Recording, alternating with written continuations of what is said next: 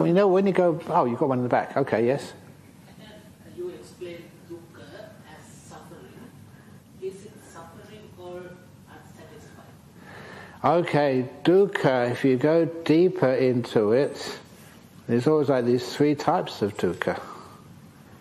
There's dukkha, and we've harinama dukkha, and what's the other one called? Basically the dukkha of existence, bhava dukkha if you like. But dukkha is the ordinary type of suffering when you don't get what you want. What sometimes the Buddha described as separated from where you want to be and being with what you don't like. That's dukkha. And that's actually very powerful because it means when you're meditating, you don't want to be here, you want to be somewhere else. That's specifically defined by the Buddha as suffering, dukkha. Or when you're with something you just don't like, that is dukkha as well. And then one of the other types of dukkha is the fact that you may get some happiness, you're on this retreat, but it changes. You have to leave.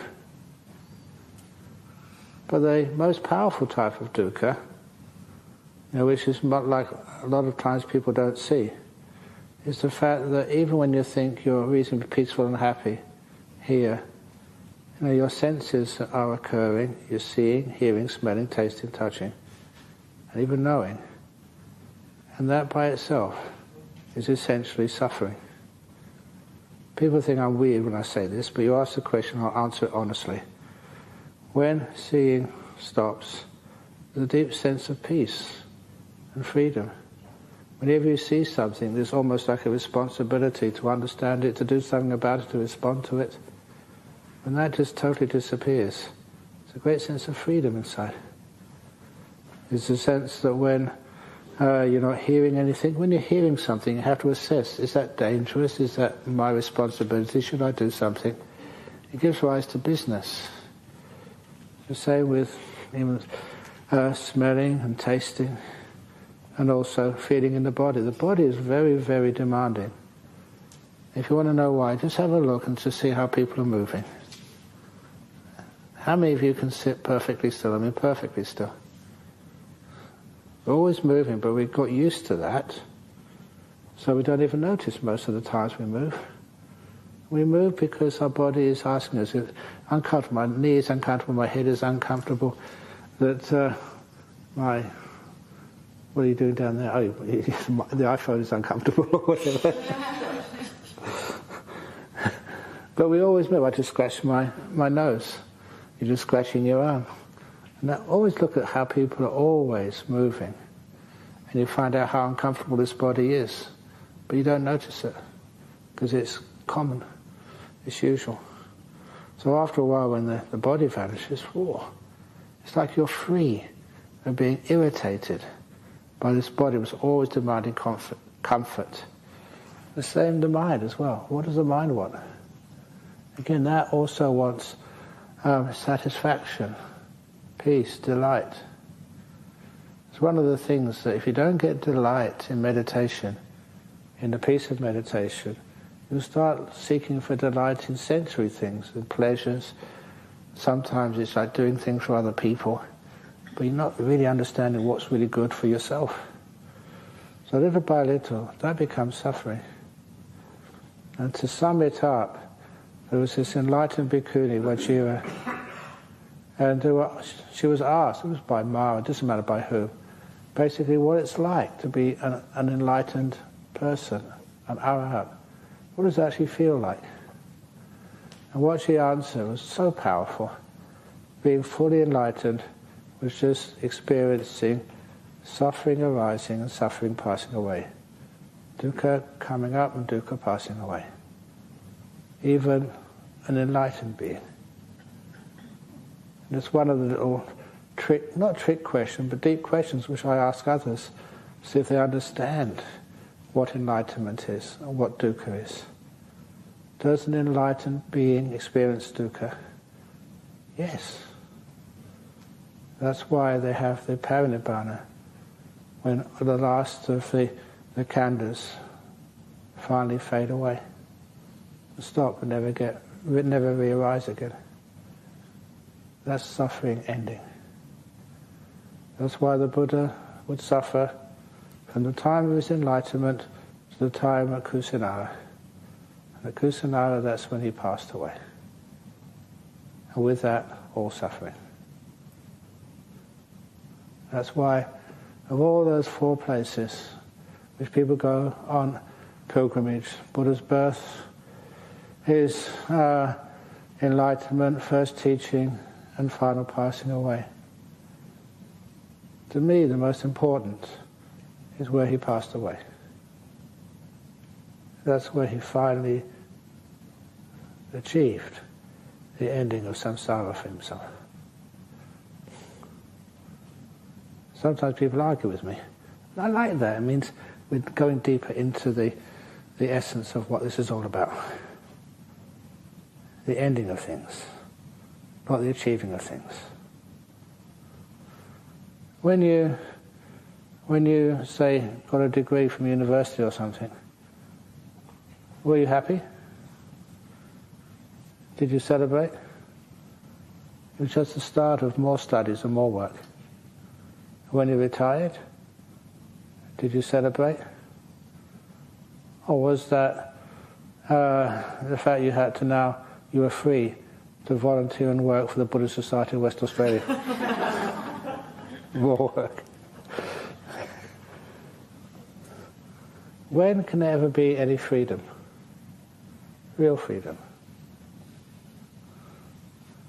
Because that is when all the 6 senses, the 5 khandhas, finally cease without remainder.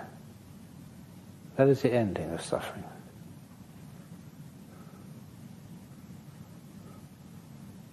Check it out in the books. And this is not destroying anything. It's just the ending of things. One story which I thought of telling you last night, but ran out of time. It was when somebody asked me, can you tell some stories about Ajahn Chah and Ajahn Singtong? Oh no, Ajahn Ganha and Ajahn Singtong. This is one of Ajahn Chah's stories. It's a nice one, it'll be the last story I tell before we actually do the loving kindness meditation. And that was, I was maybe the last year I was in Thailand. Ajahn Chah was getting sick. So we built him a sauna. And the sauna is part of the usual things in a Buddhist monastery, according to the Vinaya. Years and years ago, the monks used to have saunas in their monasteries. So we built a sauna, and Ajahn Chah would come over every week to take a sauna because he was sickly. And he would always give us a talk before he went to the sauna. And I remember this time he just gave an incredibly good Dhamma talk.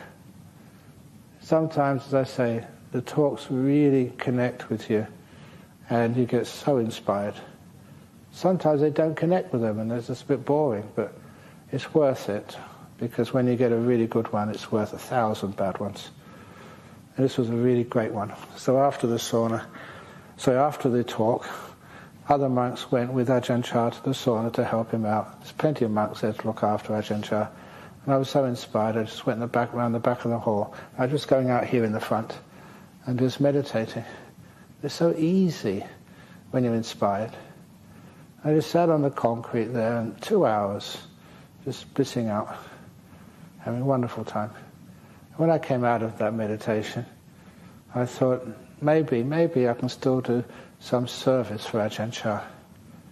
So I got up and walked towards the sauna. But it was pretty a long shot that you'd even see Ajahn Chah. 2 hours was a long time.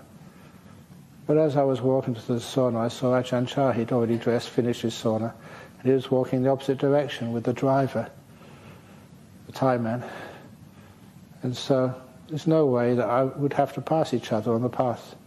And usually, some junior, you'd step off the path and let Ajahn Chah pass.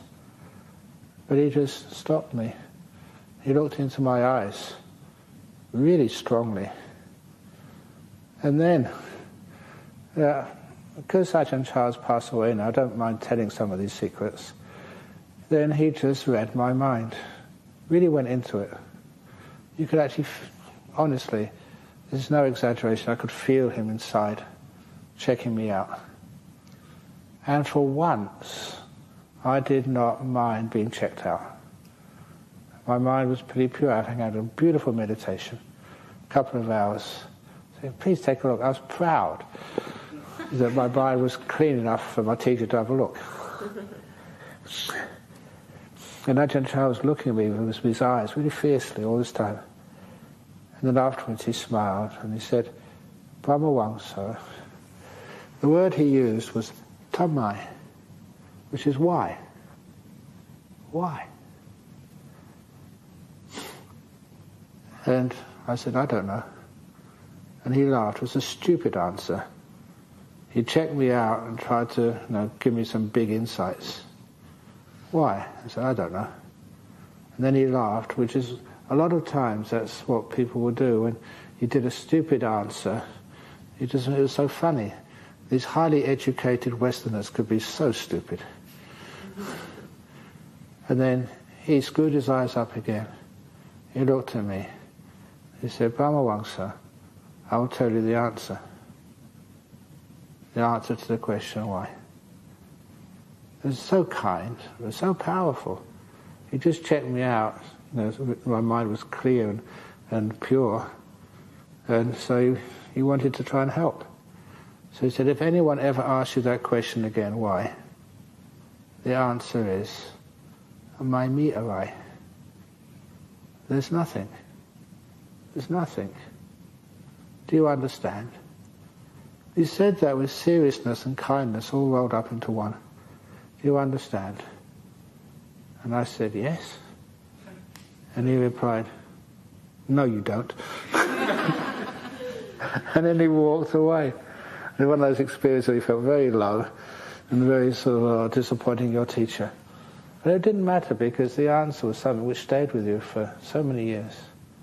What's the answer to the question why? There's nothing. There's nothing. What are you worried about? What are you afraid to lose? What are you trying to gain? There's nothing. Such a beautiful, beautiful teaching, so simple, and something which you can also think about later on, or not think about, but explore the answer to the question why there's nothing. So, if you're wondering also later on what you're having for lunch, what's the answer? There's nothing.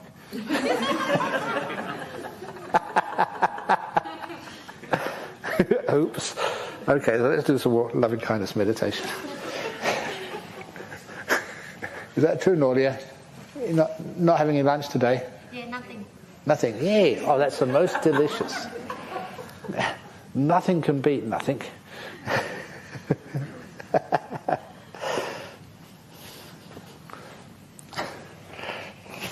Okay, so we're going to do a loving kindness meditation now for half an hour. Now, most of the time with loving kindness,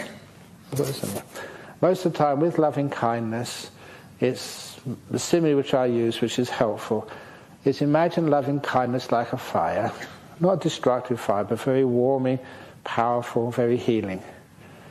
But to light a fire, you can't strike a match and put it next to a log. It just won't take the flame. So we start by lighting paper. And after paper we add little twigs. Sometimes they call it kindling. And then bigger twigs, and little by little, as we guard and nurture the fire, it gets hotter and hotter and hotter and hotter.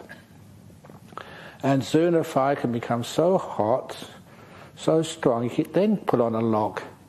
And you can even put on a wet log, a sappy log. And there's enough heat in the fire to drive out all the moisture, and that sappy log takes the flame. And that's a lovely simile for how we start our loving kindness with something which is very easy to develop feelings of warmth towards. And I usually prefer an imaginary object, so I can make that imaginary object any way I wish. And I can make sure it just really touches my heart and starts to get these feelings of care and warmth, protection towards this little being. And then from there I make it another being and another being and another being. And when you really get into it, you feel you have so much warmth, so much loving kindness, so much joy, that you can give that loving kindness to anybody. People you thought you could never give loving kindness towards. It becomes easy. It could be an ex, it could be someone who abused you. It could be like Donald Trump or Margaret Thatcher or something. You think, no way I can do that, but you can. And of course the hardest one of all will be to yourself. But we leave that to the end. So let's start off by just sitting down again and making your body comfortable, being kind to your body to begin with. So I know that my cushion, it needs to be adjusted. If you can't be kind to your own body, how can we develop kindness any further? So I'm making sure my body, I'm really fidgeting it to make sure I'm getting as comfortable as I possibly can.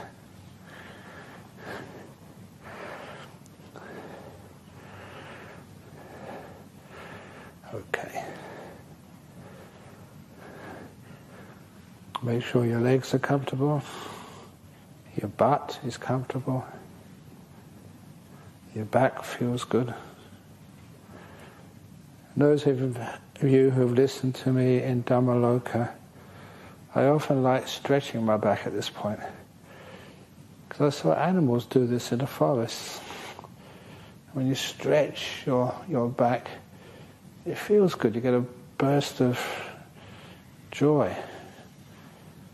And then you can let go and relax your back to the max. And my shoulders and arms and hands. Relaxing everything. And I also like relaxing the muscles on my face. I'm aware right now of the feeling around my eyes and around my mouth in particular. And once I'm aware of that feeling, I can just relax, experiment, trial and error, and I find I can relax even further. And relaxing the muscles around my face I find very helpful, because any fear, any effort, even tiredness, anxiety, I can feel that as tightness around my facial muscles.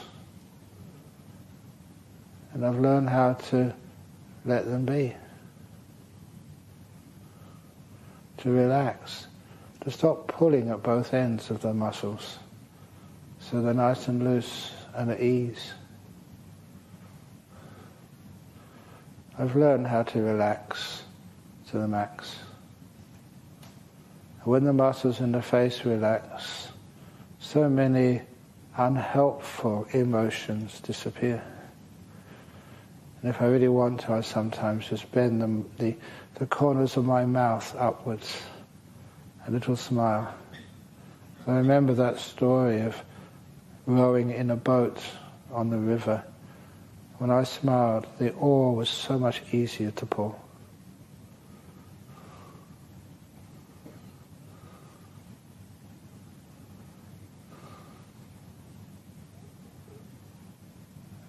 And then once the body is relaxed, I go into my mind, just asking myself, how still are you right now? And what makes my mind even more still?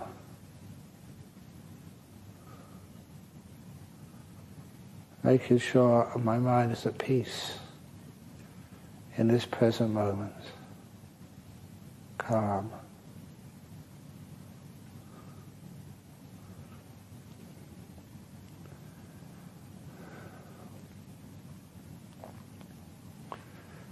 This is my preparation.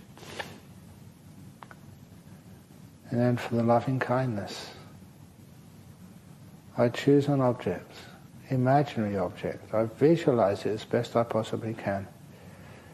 something which I easily find compassion, kindness. I'm not making distinctions between those words right now.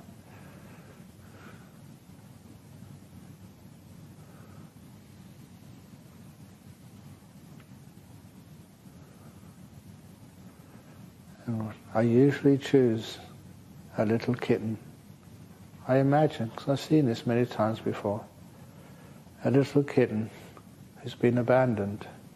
You may prefer to choose a little puppy or an elder dog.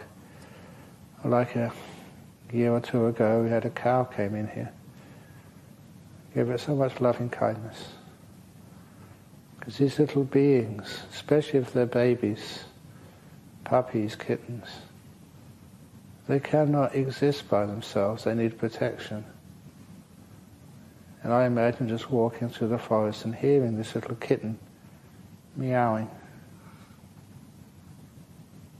And just being attracted to that sound. Maybe I can help. Maybe I can use my resources to help this little being who's suffering so much. You can hear that in her voice.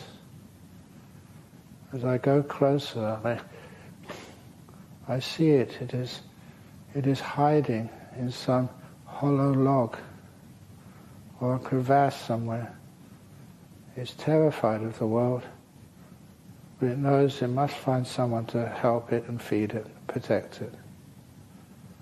As I go closer, all I see is two eyes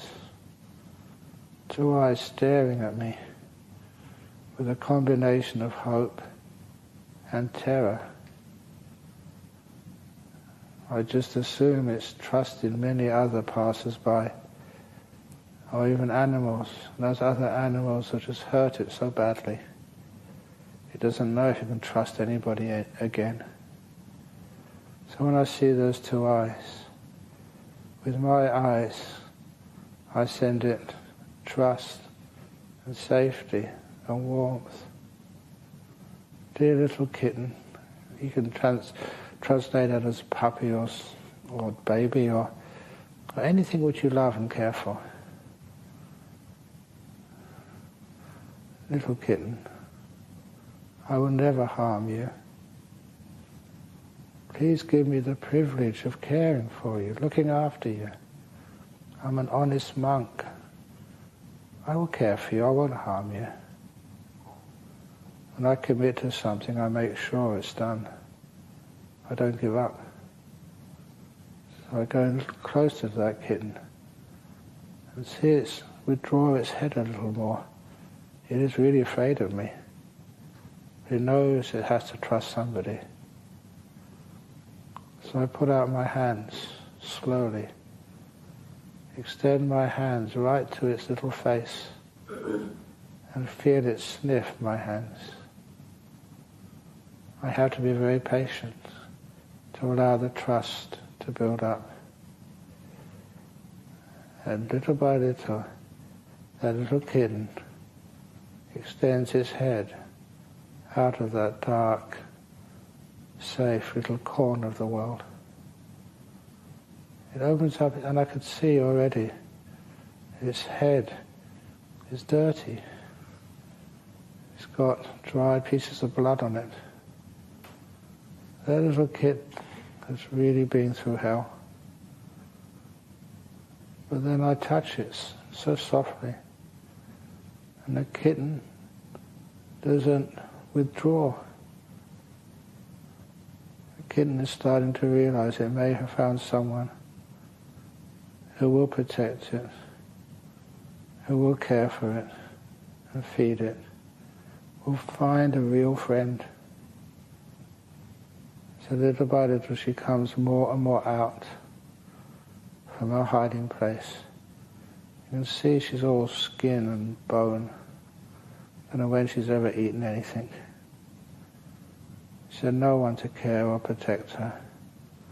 Been disappointed so many times, with so much pain. Has hope, but it's always smashed to smithereens. Little by little, I coax her out. And it's with my eyes, it's not just my eyes transferring loving kindness and feelings of safety. It's from my heart as well. At this time of doing loving kindness meditation, my heart starts to get warm.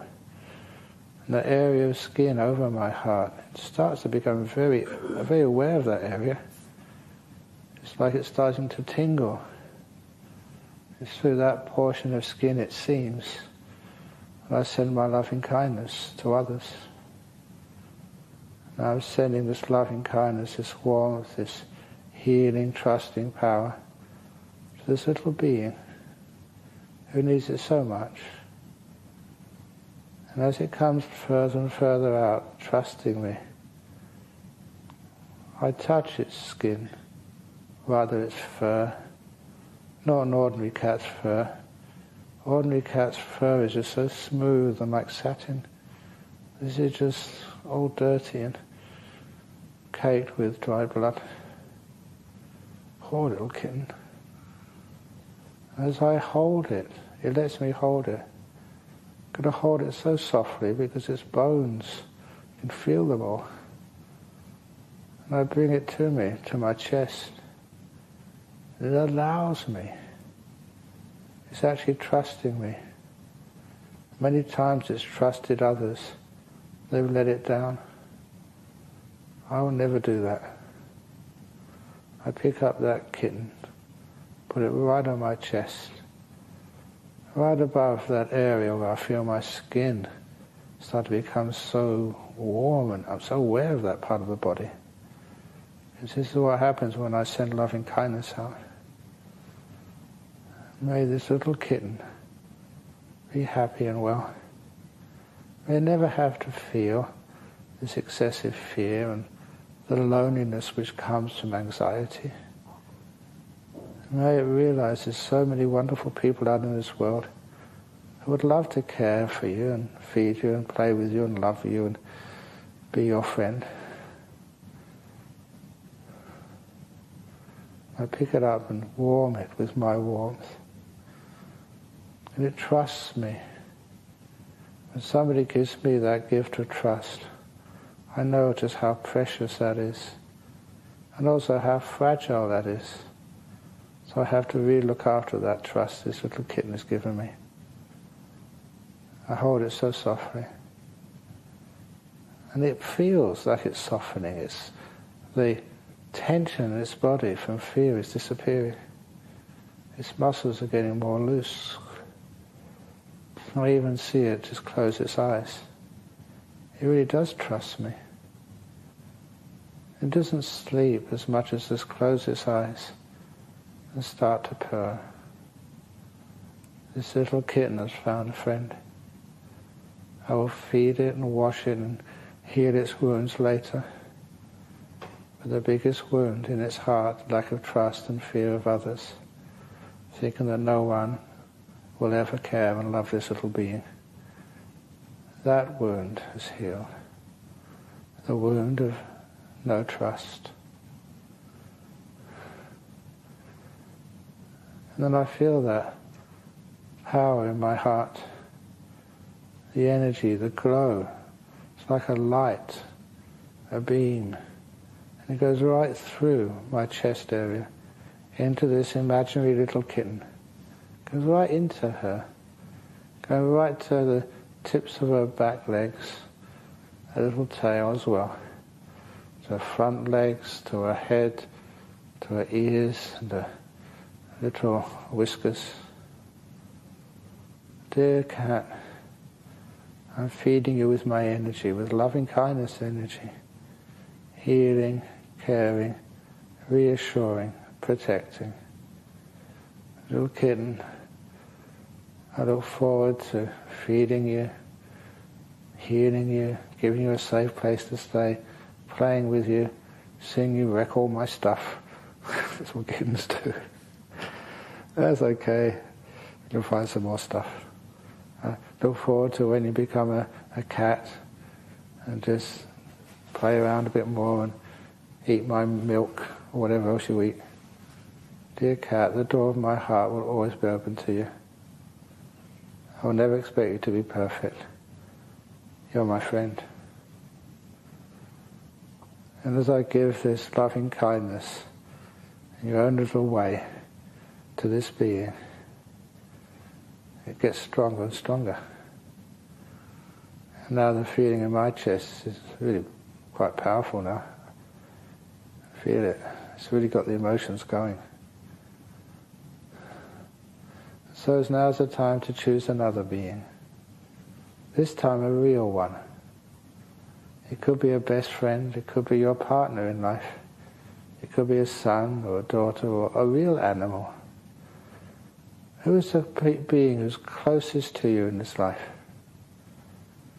And just imagine that they're in front of you. They may be the other side of the world, or they may be right in front. In this moment, just realize just what they have in common with an abandoned kitten. Sometimes we don't show how much we hurt. Sometimes people don't realize how lonely we can be. Sometimes all we need is to know that there's somebody who cares for us, who wants to protect us, who can give to us. A real friend. So you imagine this being in front of you, your closest friend and associate in this life. And you put all these feelings, this power, this energy of love coming from your heart, going through your skin, into them. It goes right into their heart. And from their heart, up through their arms, to the tips of each finger, up through their neck to their head, their ears, down to the torso, down to the, I don't know if you did the arms, but to your best friend's arms, down to their legs and the toes, all over them. Dear friend, I care for you. Your happiness and well-being is important to me. This is not just words, I mean it. As you give this friend loving kindness, metta, you don't need to try and understand precisely what that word means. Just give what it's pointing to. The kindness, the joy. Just as it says, like a mother loves her only child, you give everything for that child. You give everything for your best friend, closest associate in his life. You're blasting them, zapping them with your loving kindness, right up to their heads, every piece of hair on their head, their ears, every tooth, down to the neck and the larynx and throat, all over their body. Whether you think they have a healthy body or not, you can always take more healing, more love, more care. It goes right in and around. So you soak them until every part of their body is receiving all this loving kindness. And you find the more you give, the more you have left for yourself and others. When you give loving kindness, pure things, they grow inside of you. So you have more to give later. And just take a moment to know how it feels inside of you. When you spread loving kindness to others, it's a great joy when you do it properly. You feel piti sukha coming up inside of your body and mind. It encourages you. And now when you've given loving kindness to your closest associate in this life, now please don't open your eyes, but please give that loving kindness, that same power of loving kindness, the same intensity to everyone in this room. All the beings, the people, not just the people, but the ants and other things, and the flies. All the beings in this room who you spent the last 9 days with. can imagine the light coming from your heart through your chest, the power of loving kindness going into every being in this room, going right inside of them, healing, calming, bringing up happiness and joy in them. It's going right throughout their bodies, and from them to the next person, to all beings in this room. All of us. You give to me and others, I give to you and others. This beautiful power of loving kindness. And when it's being generated and beamed to you, please let it in. Let in the kindness and warmth of everybody in this room into your own heart. Let it in. And when it empowers you, and spread it to others. All beings in this room. We all know that the door of our hearts are open to one another. We care for each other. We show that it's not a thought, it's an emotion. And as you strengthen that emotion, and not afraid of its power, share it.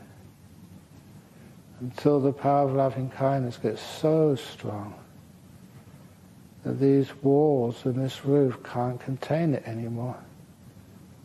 It goes out through these walls to all people on this retreat. To Ayaseri in her room, to anybody who's in their car waiting for you, to people like Christina who might be just cleaning up something somewhere, to all beings in this compound. May you all know that you are loved and cared for. May you all receive this energy which is healing, energizing, inspiring. You can understand now why just people come and bring food to this place. They serve, don't get paid. Because they enjoy it. It's the loving kindness is their power and their salary. Little by little, this loving kindness goes even further. Beautiful energy. It sees the good in every tree, every little animal in this forest. A little snake, I haven't seen it yet this year.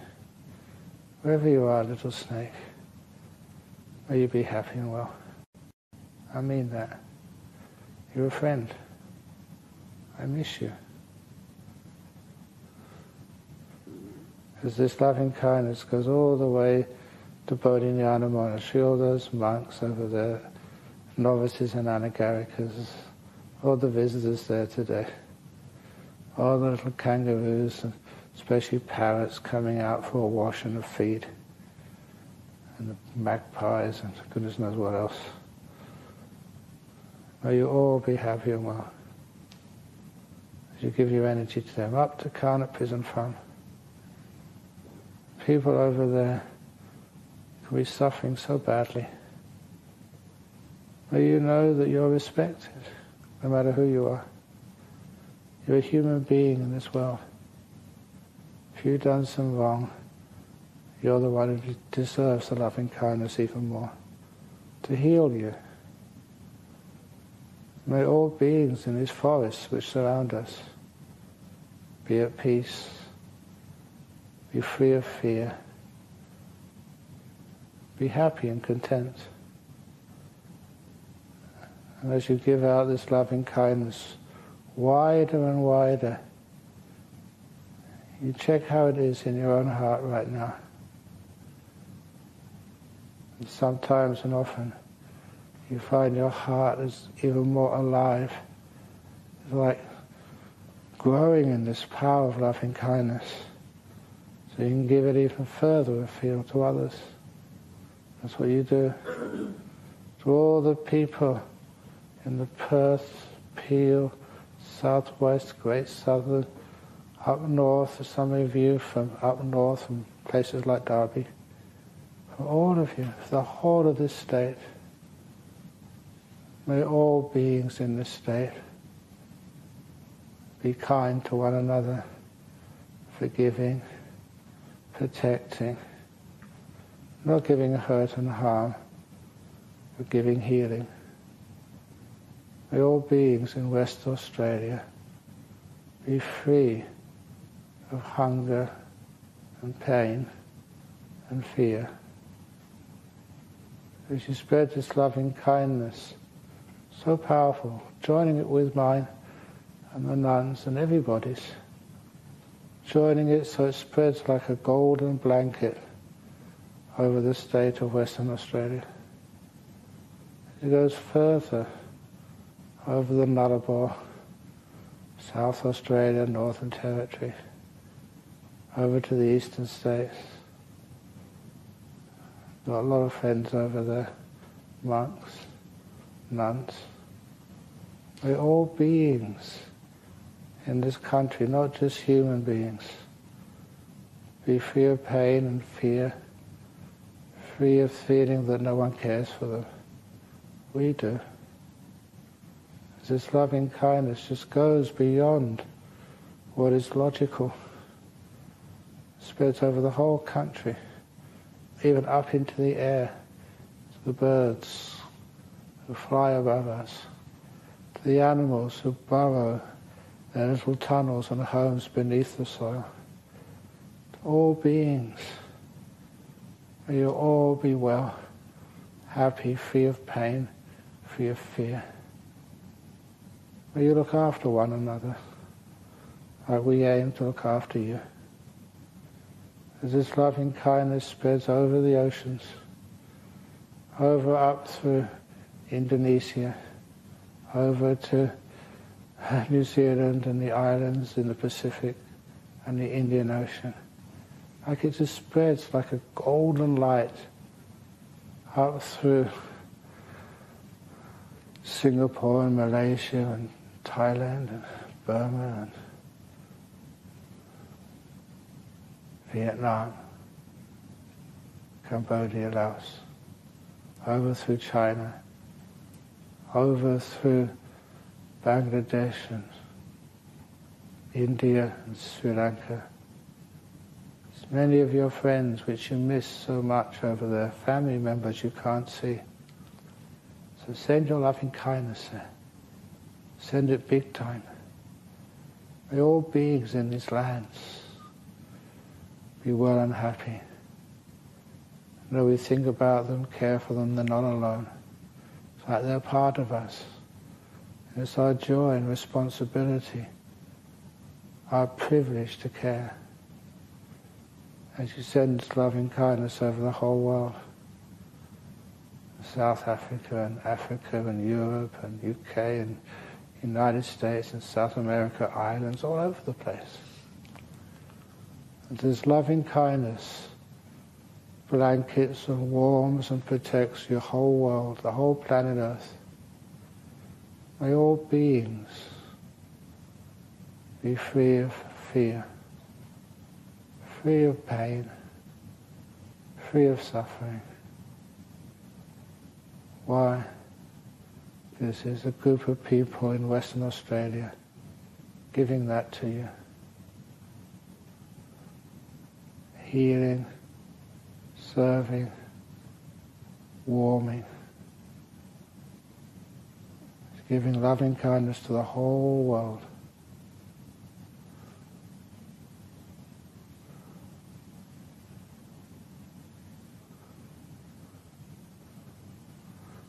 And now, there's one person you've missed out.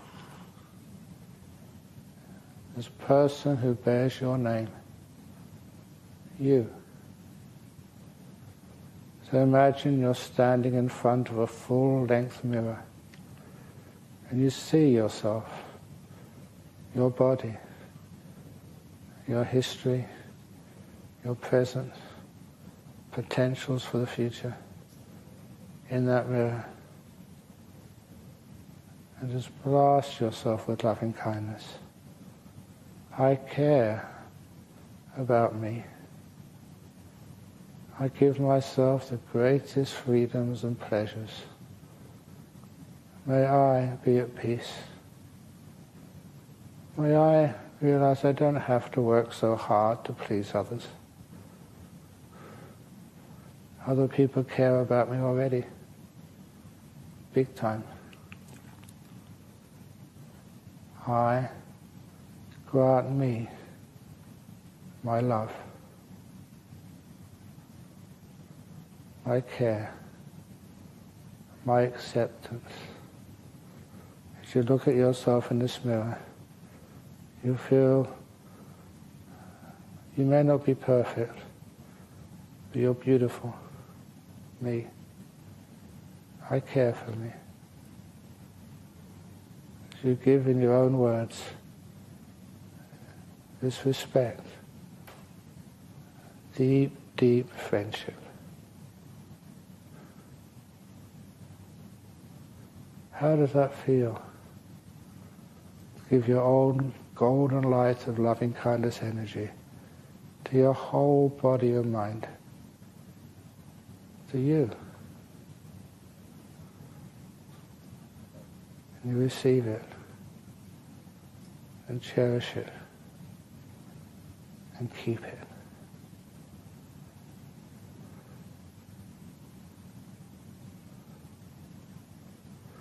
Now, imagine all that light coming back inside,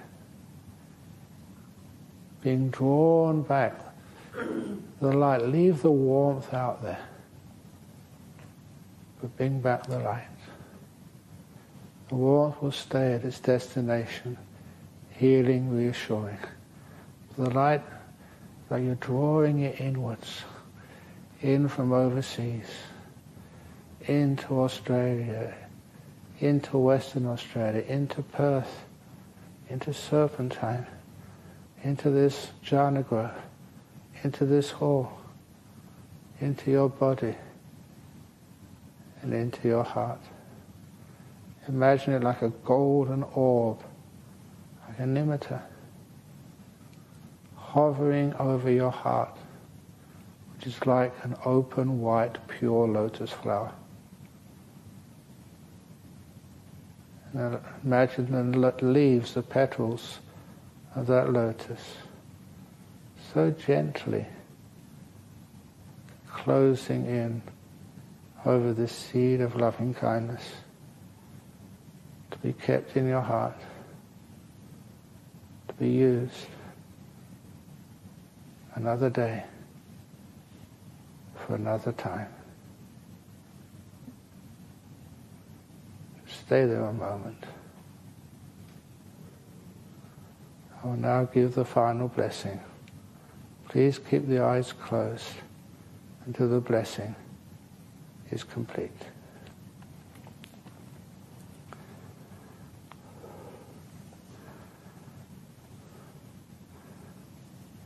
Sabha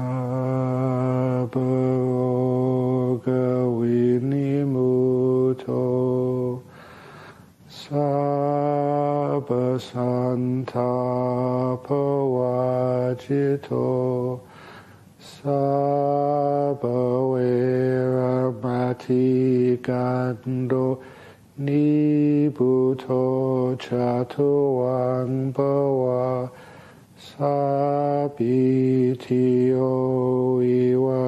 ivachantu, sabha rogo vinasatu mate, bhavanvantarayo sukhi dikayuko bhava, apivadan hasiritsa nichang utapachalino chataro Dhamma vatanti ayuvano sukhang palang.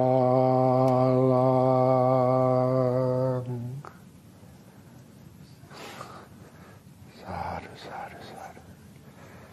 Very good. Ooh. So,